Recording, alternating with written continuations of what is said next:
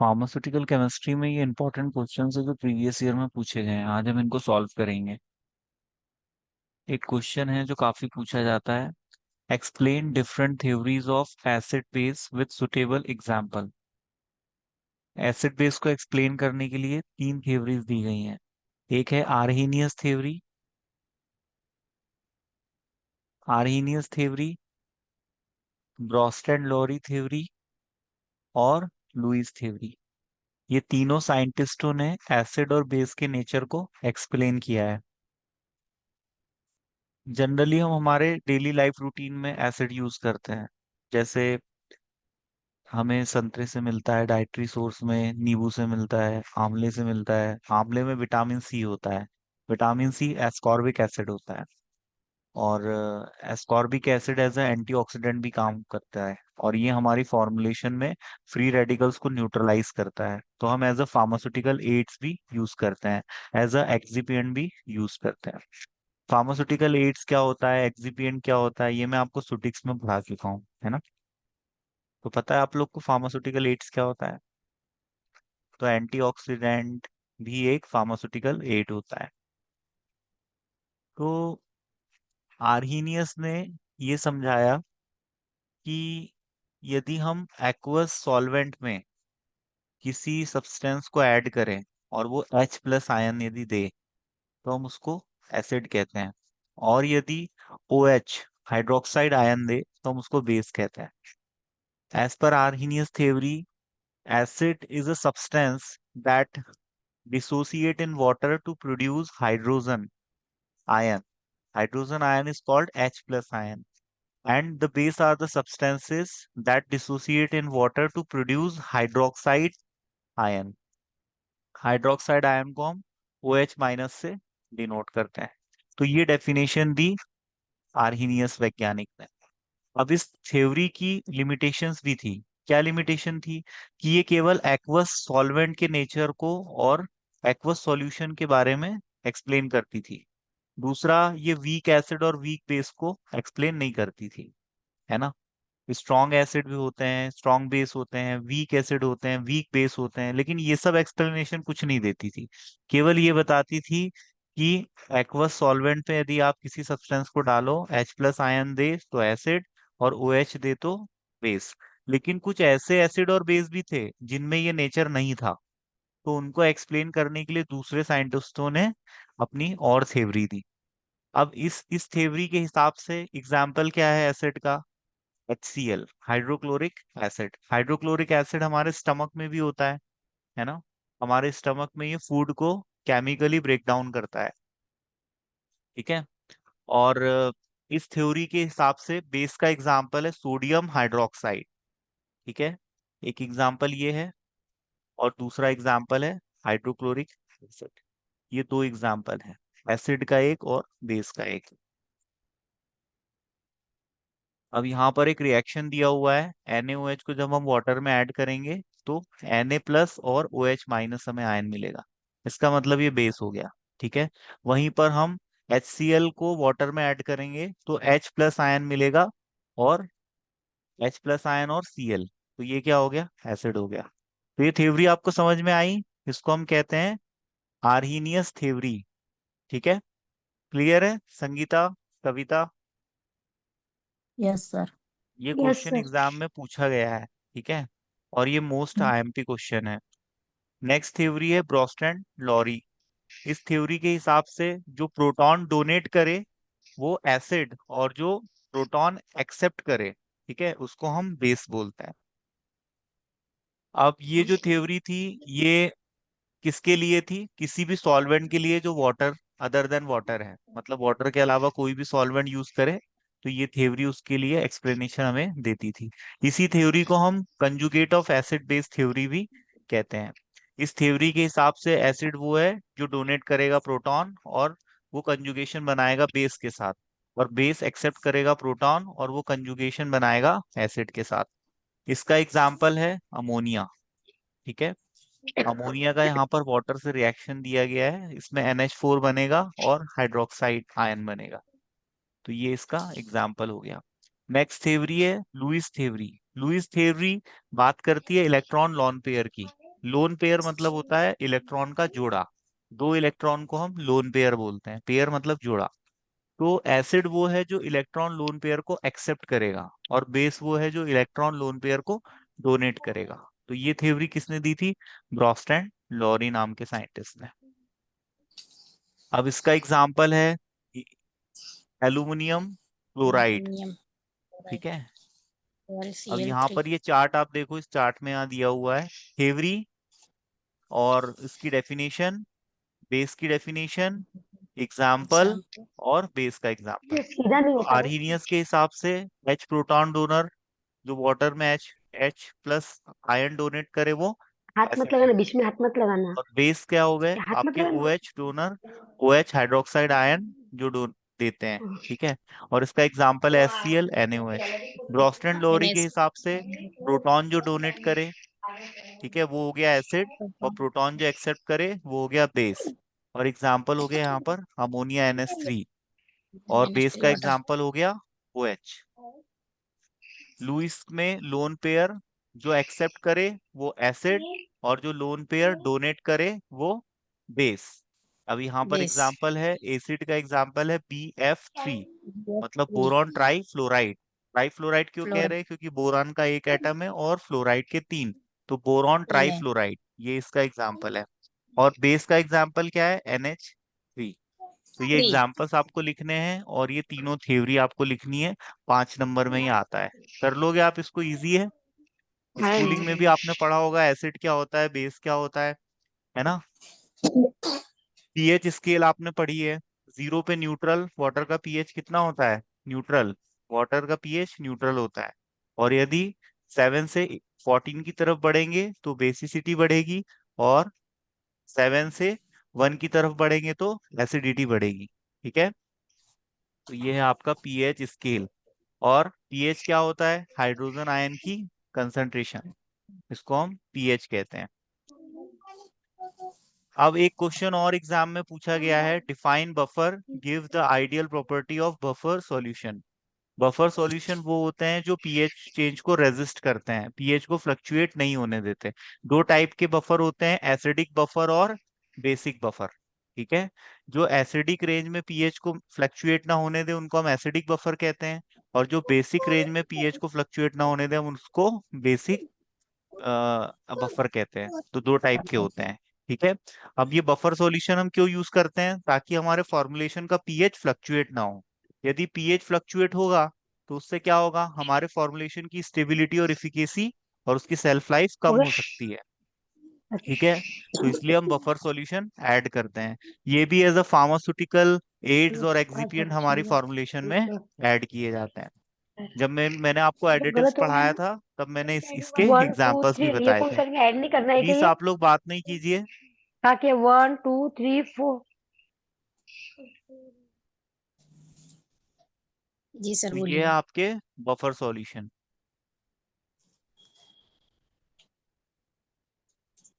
अब इनकी ideal property क्या है? ये पीएच को रेजिस्ट करना चाहिए। ठीक है। अप्रोप्रिएट जी। पीएच रेंज में फ्लक्चुएशन नहीं आना चाहिए।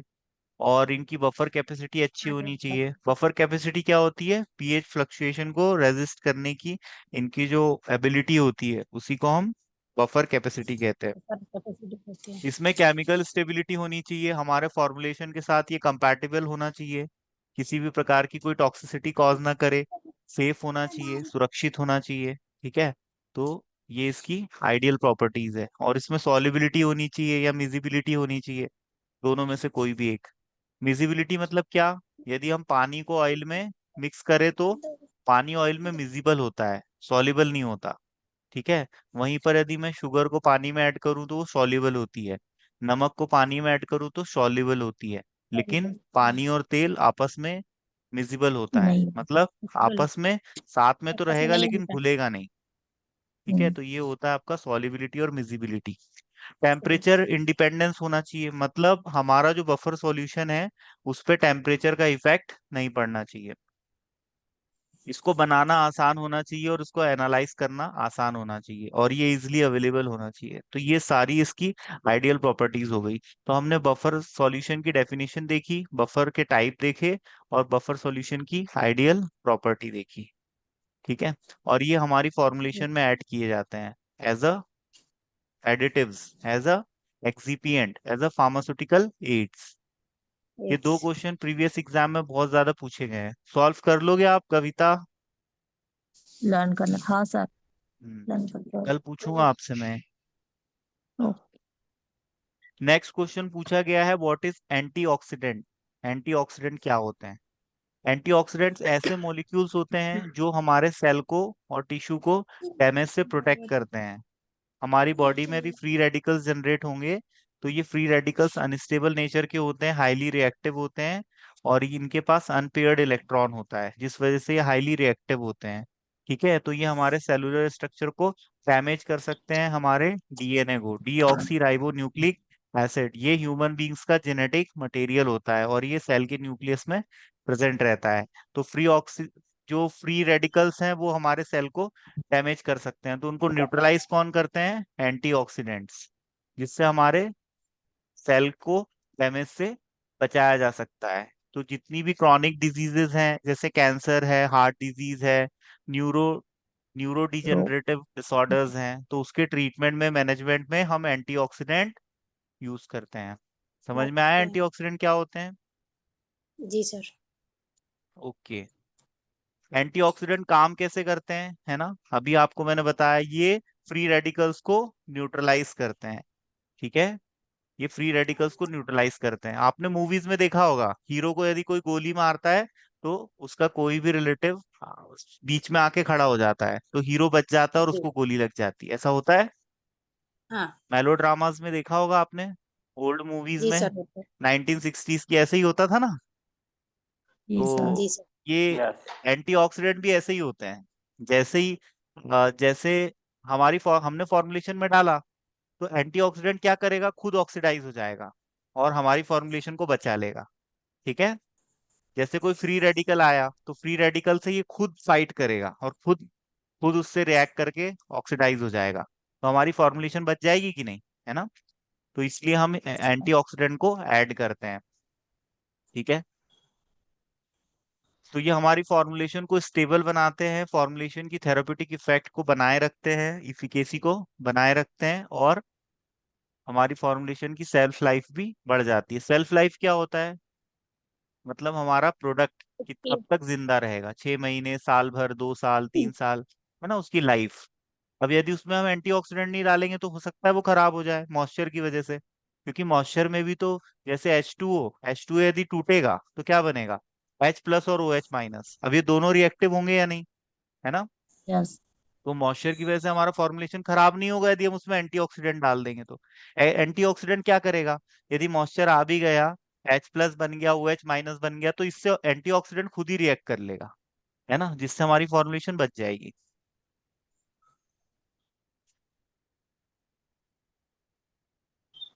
सो सी ये क्या? हमको डाइटरी एंटी। सोर्सेज से मिलता है ना। डाइटरी हम्म। सोर्सेज मतलब फ्रूट से मिलेगा, ओके। वेजिटेबल से मिलेगा। वेजिटेबल, नट्स, आपस में बात सी। ना करें आप लोग प्लीज। नट से मिलेगा, सीड से मिलेगा, होल ग्रेन से मिलेगा, है ना। ये सब एंटीऑक्सीडेंट के रिच सोर्सेज हैं। ठीक है, विटामिन सी और विटामिन ई। विटामिन सी की डेफिशिएंसी से कौन सा रोग होता है? स्कर्वी। ठीक है, विटामिन सी की डेफिशिएंसी से स्कर्वी होता है, और vitamin C as a antioxidant काम करता है। और उसका केमिकल नेम क्या है? Ascorbic acid. Ascorbic acid. वहीं विटामिन ई का केमिकल नेम क्या है? टोकोफेरॉल। टोकोफेरॉल। तो ये जो विटामिन सी है और ई है, ये फॉर्मुलेशन में ऐड किए जाते हैं as a antioxidant.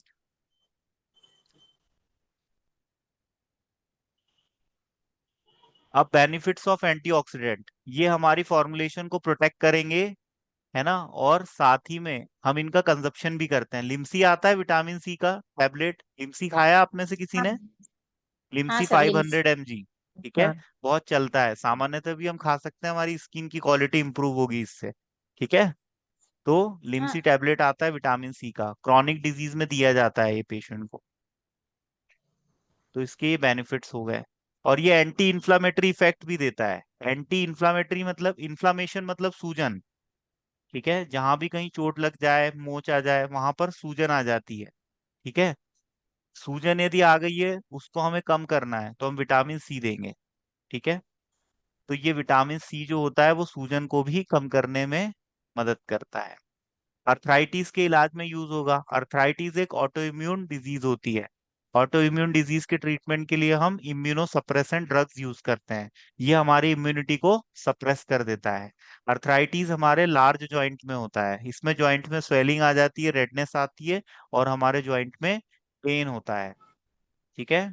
Auto immune disease में क्या होता है, हमारे बॉडी के जो इम्यून सेल्स होते हैं वो हमारे जॉइंट की जो लेयरिंग होती है, सिनोवियल मेम्ब्रेन होती है, उसकी सेल को डैमेज करते हैं, जिस वजह से वहां पर इंटेंस पेन पेशेंट को फील होता है जब वो वॉकिंग करता है। और उसी वजह से इन्फ्लामेशन भी वहां पर आ जाता है।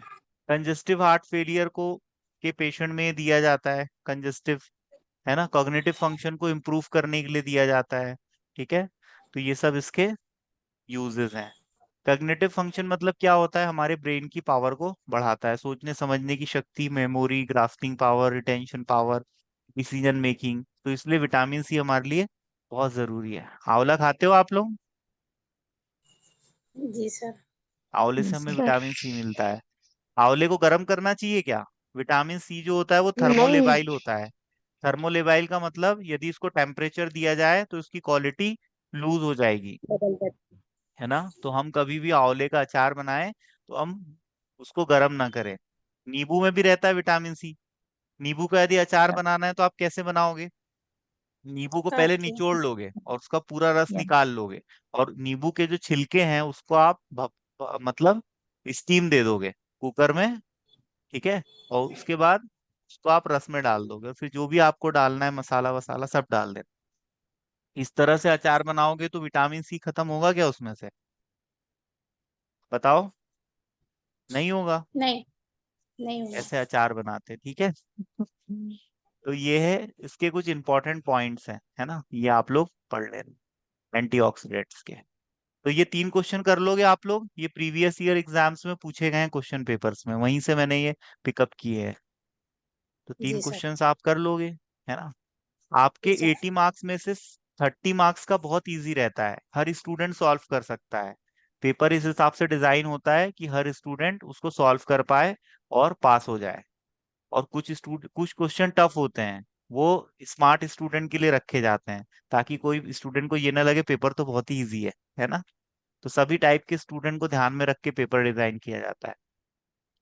ये क्वेश्चन काफी इंपॉर्टेंट है। Defined and classify antacid with ideal property. Antacids are the medication which is used to neutralize stomach acid.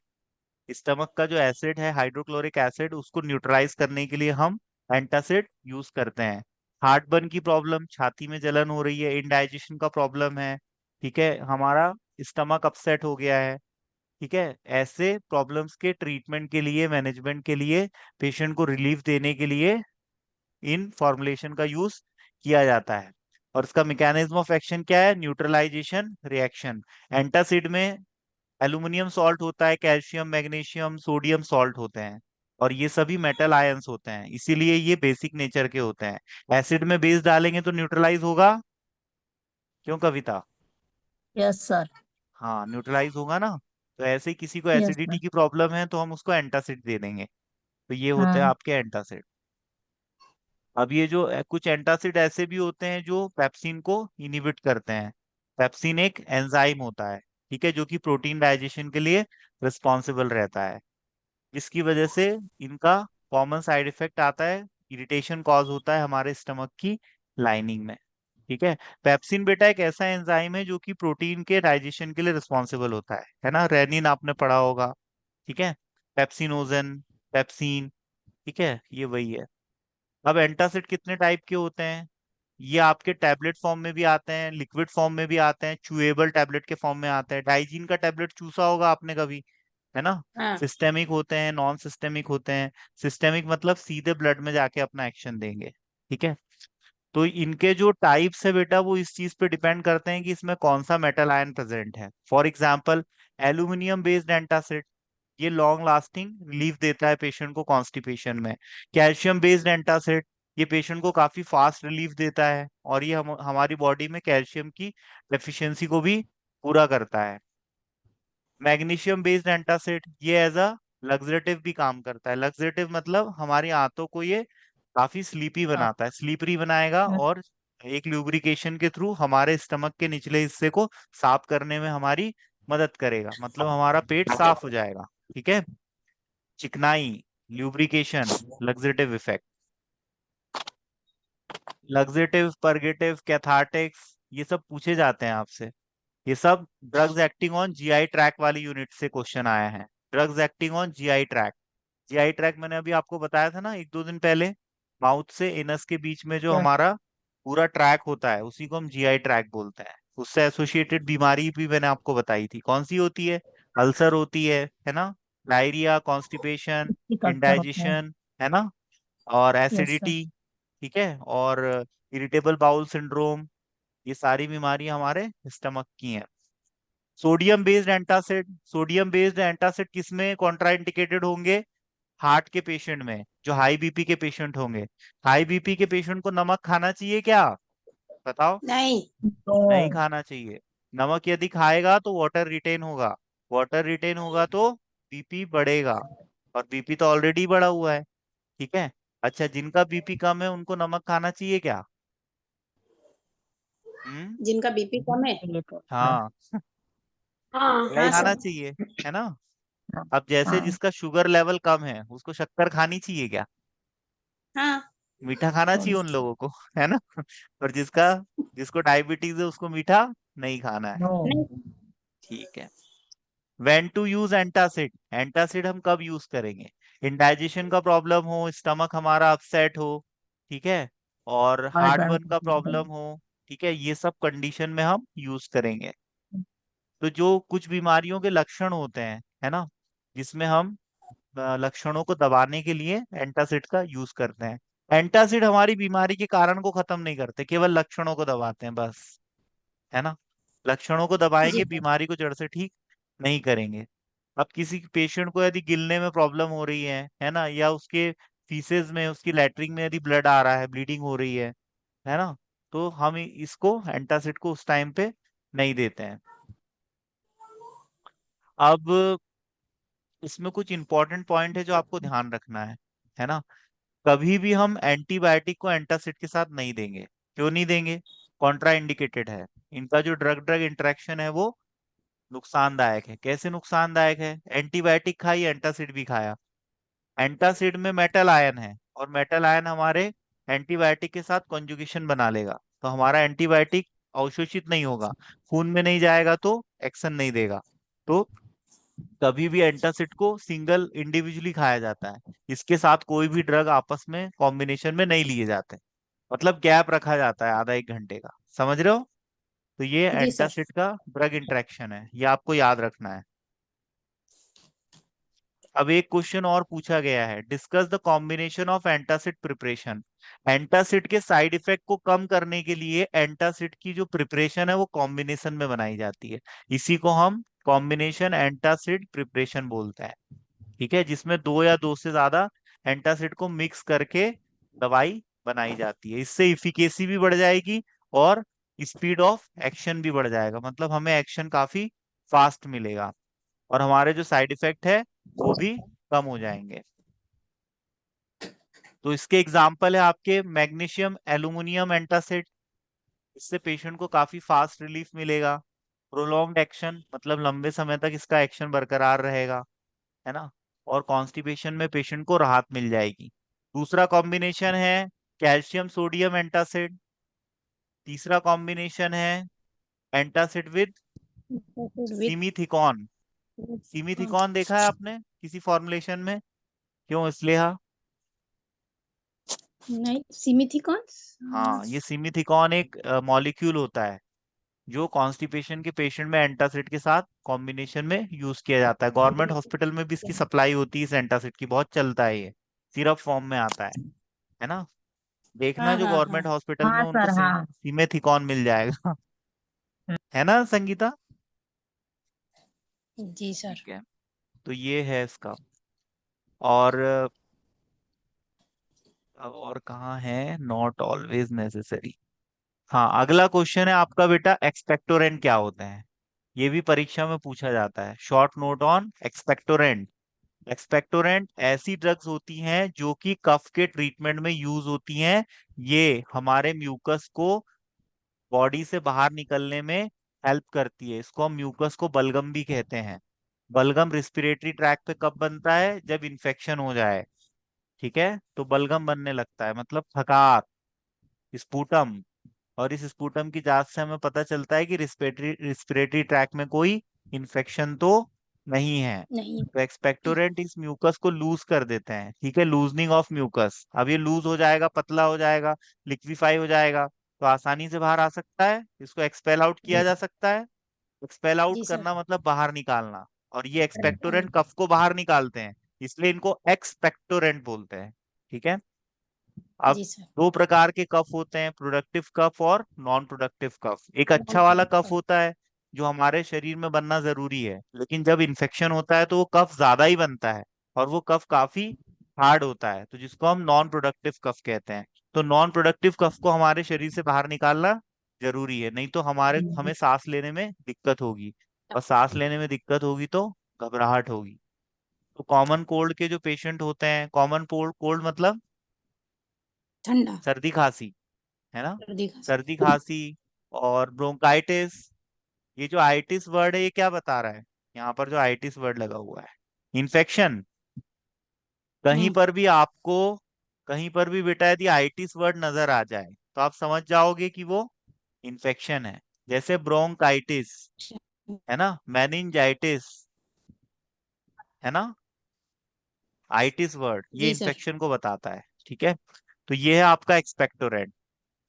Expectorant की मैकेनिज्म ऑफ एक्शन लिख लोगे आप, ये कफ को लिक्विफाई करेगा और कफ को बाहर निकाल देगा। ये इसकी मैकेनिज्म ऑफ एक्शन है।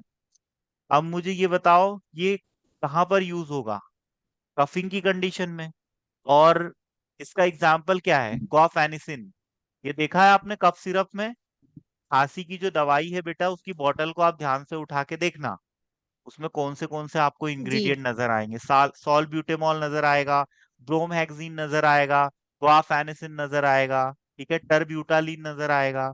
कुछ कुछ सिरप में अमोनियम क्लोराइड भी डला रहता है। ठीक है, तो इस जी टाइप सर। की चीजें आपको नजर आएगी। देखना खांसी की सिरप को उठा के और मुझे बताना आपने क्या क्या देखा। ठीक है। जी सर। ओके। तो हमारा जो ये म्यूकस होता है बेटा, इसकी विस्कोसिटी को मतलब इसका कम विस्कस होना जरूरी है। विस्कस मतलब गाढ़ापन। ठीक है, तो इसके गाढ़ेपन को कम करना जरूरी होता है।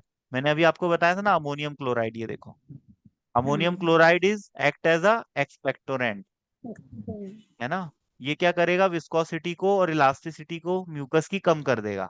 कैसे कम करेगा? जो म्यूकस के जो मॉलिक्यूल है उसके बीच में जो बॉन्ड है, उस बॉन्ड को ये ढीला कर देगा, तो जिसकी वजह से म्यूकस पतला हो जाएगा। ठीक है, उसकी यदि जैसे जेल लाइक मतलब उसकी जो कंसिस्टेंसी है वो काफी हार्ड रहेगी, तो वो जेल लाइक हो जाएगा और स्मूथ हो जाएगा, ताकि वो आसानी से बाहर आ सके। निकल। और डेक्स्ट्रोमेथोर्पेन क्या करता है?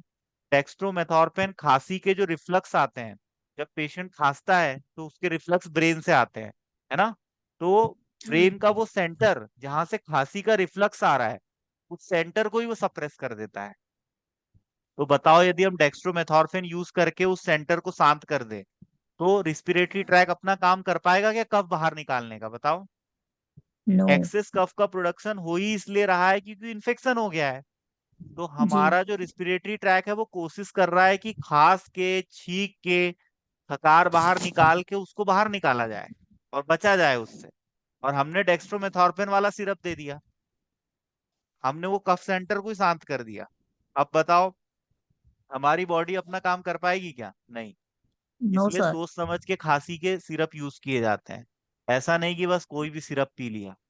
किस टाइप की खांसी है? गीली खांसी है, सूखी खांसी है? सूखी खांसी का खांसी। कारण क्या है? पता चला टीबी का पेशेंट है, तो उसकी खांसी हाँ दबा सर। के क्या मतलब है? उसको तो एंटीबायोटिक देना पड़ेगा, टीबी का इलाज करेंगे, है ना, तब उसकी खांसी हाँ ठीक सर। होगी।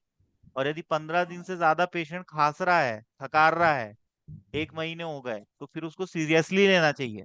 एक आध हफ्ते की खांसी तो ठीक है, लेकिन पेशेंट यदि 1 महीने तक लगातार खांस रहा है तो समझ जाओ कि कोई बड़ी समस्या है।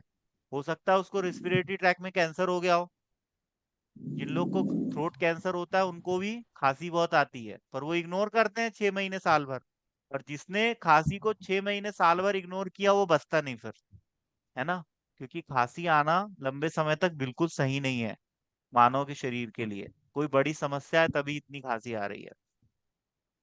तो इसमें हम एक्सपेक्टोरेंट यूज करते हैं। जो गुआफेनिसिन है मोस्ट कॉमनली यूज्ड एक्सपेक्टोरेंट है, और it is available as a over the counter drugs. OTC medication होता है जो विदाउट प्रिस्क्रिप्शन पेशेंट को दिया जा सकता है। ओटीसी मेडिकेशन पे शॉर्ट नोट लिखने के लिए आता है। पैरासीटामोल है क्या OTC? Zandu balm. Yes. Zandu हम्म। Yes, balm sir. खरीदने के लिए पर्चा नहीं चाहिए डॉक्टर का।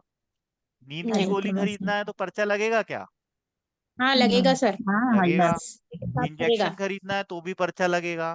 Pregnancy Yes, sir. टर्मिनेशन की किट खरीदनी है तो भी लगेगा। जितने भी नार्कोटिक कैटेगरी के ड्रग्स हैं तो भी लगेगा। एच शेड्यूल के ड्रग है तो भी लगेगा। एच शेड्यूल के ड्रग को कैसे पहचानोगे? स्ट्रिप पे काली कलर लाल कलर की पट्टी रहती है, बताया था ना आपको। जी और सर। काली कलर की पट्टी है तो वो क्या बताएगी? वो नहीं बताया। किसी दवाई की स्ट्रिप पे आप यदि काले कलर की पट्टी देखो तो क्या क्या बताती है वो? नार्कोटिक ड्रग्स, मतलब एक्स शेड्यूल का ड्रग है, ठीक है। और यदि ग्रीन लाइन है मतलब ग्रीन सिग्नल, ओटीसी प्रोडक्ट, है ना। तो हम्म। ओटीसी प्रोडक्ट वो होते हैं जो विदाउट आरएमपी के प्रिस्क्रिप्शन के पेशेंट डायरेक्टली मेडिकल स्टोर से खरीद के कंज्यूम कर सकता है ना। आपको पता है ये कौन से हैं। जी ठीक सर। है। अमोनियम क्लोराइड ये भी ओटीसी प्रोडक्ट होता है। मतलब कफ सिरप आप बिना प्रिस्क्रिप्शन के खरीद सकते हो क्या? ओवरऑल बताओ तो। हाँ, खरीद सकते हो, है ना। लेकिन खरीद उसमें सकते हैं सर। कुछ ऐसे इंग्रेडिएंट है जो नहीं होना चाहिए। यदि किसी कफ सिरप में कोडिन फॉस्फेट डला है तो वो ओटीसी होगा या प्रिस्क्रिप्शन ड्रग होगा, बताओ। प्रिस्क्रिप्शन ड्रग होगा। प्रिस्क्रिप्शन ड्रग होगा, क्यों? क्योंकि उसमें कोडिन फॉस्फेट डला हुआ है। और जो डला कोडिन हुआ है है। वो एक्स शेड्यूल का मॉलिक्यूल है ना। कोडिन हमें कहाँ से मिलता है? ओपीएम से। ओपीएम के कैप्सूल से हमें कोडीन, मॉर्फिन, पेपावरिन, पेपावर सोमनिफेरा का जो कैप्सूल होता है। अब कोडिन फॉस्फेट किस में होता है? कोरेक्स में, है ना। अब कोरेक्स का सिरप लोग पी लेते हैं तो उनको नशा होता है, तो वो पूरा हाँ, सिरप पी के नशा करने लगते हैं। इसलिए इस पे बैंड लगाया गया है कि बिना प्रिस्क्रिप्शन के इसको नहीं देना है। नहीं तो लोग खांसी के सिरप से ही नशा करना शुरू कर देंगे। अच्छा, कंपनी ने थोड़ा सा कोडिन फॉस्फेट क्यों डाला है सिरप में, बताओ। भाई पेशेंट को दर्द ना हो खांसेगा तो, पहली चीज। दूसरी चीज, पेशेंट आसानी से सो जाएगा। कफ सिरप पीने के बाद नींद आती कि नहीं जिसमें कोडिन फॉस्फेट रहता जी सर। Yes. है ना। जैसे कोडिन फॉस्फेट डाला है वो सिरप आपने पी लिया थोड़ा सा तो आपको नींद भी आ जाएगी बढ़िया, है ना। तो उस चीज के लिए कंपनी डालती है। लेकिन लोग तो पूरा सिरप एक बार में ही पी लेते हैं, ढक्कन खोला और पूरा एक बार में अंदर। अब इससे नशा हो जाता है पेशेंट को, क्योंकि कोडिन फॉस्फेट क्या होता है, इससे ही तो बनता है आगे चल के मॉर्फिन, आपका हीरोइन, है ना। हीरोइन हुआ, स्मैक हुआ, चरस, गांजा। खैर चरस गांजा तो अलग होता है, लेकिन ये भी ड्रग एब्यूज कॉज करता है। अफीम फूकते हैं लोग, गांजा पीते हैं, है ना। जहां पर अफीम की खेती होती है वहां पर पक्षी भी मदहोश रहते हैं, वहां के पक्षी भी डोलते रहते हैं। जहां पर अफीम की खुशबू आती है तो वहां के पक्षियों को देखना आप, वो भी नशे में रहते हैं। यहाँ अफीम की खेती हो रही है क्योंकि अफीम की खुशबू में ही नशा होता है। अफीम की खेती सबसे ज्यादा कहाँ होती है? हमारे मध्य प्रदेश में, बताओ। रावण के ससुराल में। कहाँ है रावण रावण बस। का ससुराल? मंदसौर। हाँ, आपको पता बंसोर। है मंदसौर में रावण की पूजा होती है, नहीं ठीक मालूम है। सर। मंदसौर डिस्ट्रिक्ट में सबसे ज्यादा अफीम की खेती की जाती है। और गांजा कहाँ होता है? खंडवा। खंडवा डिस्ट्रिक्ट खांडवा। गए हो? जी नो। सर। धूनी वाले दादाजी, यस सर गए थे। भजलो दादा, हरिहर दादा, सुना है? यस वही है सर। नो खंडवा। सर। ठीक है, खंडवा में वहां पर खेती होती है गांजे की। गांजी। अमोनियम क्लोराइड है, इपेकेकुना है। इपेकेकुना जो है ये ड्रग भी हमारा यूज होता है कफ सिरप में। और ये ड्रग हम कोगनोसी में पढ़ेंगे। हनी यूज होता है। हनी सिरप हनी। आता है कि नहीं खांसी का? यस। ठीक है, उसमें हनी यूज होता है। जो आयुर्वेदिक फॉर्मुलेशन है उसमें आपको ये देखने को मिलेगा। हम्म, अब ये इसके यहाँ कंसिडरेशन दिए हुए हैं, ये आप पढ़ लेना। ठीक है, अगला क्वेश्चन है बेटा, बेरियम सल्फेट पे शॉर्ट नोट लिखने के लिए आता है। ठीक है, बेरियम सल्फेट हम्म, पे शॉर्ट नोट लिखने के लिए आता है। और ये जो है ये इनऑर्गेनिक केमिस्ट्री का क्वेश्चन है। इनऑर्गेनिक केमिस्ट्री और ऑर्गेनिक केमिस्ट्री दोनों हमारे सिलेबस में है, इसलिए हमारा सिलेबस काफी ज्यादा लेंदी हो गया है। तो ये रेडियो ओपैक कॉन्ट्रास्ट पैदा करता है। मतलब एक्सरे यदि हम करना चाहें तो उसमें बेरियम सल्फेट का हम यूज करते हैं। रेडियो टेक्नोलॉजी में यदि हमको एक्सरे करना है तो उससे जो इमेज बनेगी वो अच्छी बनेगी यदि हम बेरियम सल्फेट का यूज करेंगे। तो किसी के पेट में कोई समस्या है और हम उसको एक्सरे करना चाहते हैं, तो हम बेरियम सल्फेट की हेल्प से उस इमेज को और बेहतर बना देते हैं, उसके कॉन्ट्रास्ट को बढ़ा देते हैं, जो विजुअलाइजेशन है, ठीक है, जो विजन है वो और ज्यादा क्लियर हो जाएगा हमारी रिपोर्ट का। तो उसमें हम बेरियम सल्फेट यूज करते हैं। तो जैसे ईसोफेगस है, स्टमक है, इंटेस्टाइन है, इसमें जब बेरियम सल्फेट जाता है तो एक लाइनिंग बना लेता है, और वो लाइनिंग की वजह से हमारे एक्सरे में ज्यादा अच्छा विजुअलाइजेशन होता है। ठीक है, या तो हमको या तो ट्यूमर का एक्सरे करना